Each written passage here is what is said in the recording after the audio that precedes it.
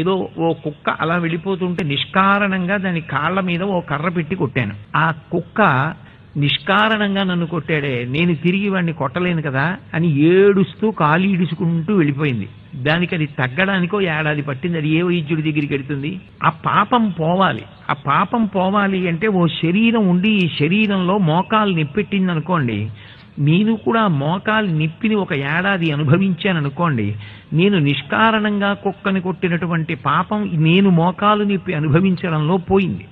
అందుకే మన వాళ్ళు చూడండి, ఏదైనా చెప్తే అయ్యో పాపం అంటుంటారు. ఆయనకి కష్టం వచ్చిందండి అంటే అయ్యో పాపం అంటారు. అయ్యో పాపం అనడంలో ఉద్దేశ్యం ఏమిటంటే, గత జన్మలలో ఎప్పుడో ఏదో పాపాన్ని ఆయన చేసినటువంటి కారణం చేత ఆ పాపము యొక్క ఫలితం ఇప్పుడు అనుభవంలోకి తీసుకొచ్చినటువంటి పరమాత్మ దాన్ని ఇలా ఇస్తే ఇప్పుడు దాన్ని ఆయన అనుభవిస్తున్నాడని పూర్తి వాక్యం చెప్పకుండా అయ్యో పాపమని వదిలేస్తారు.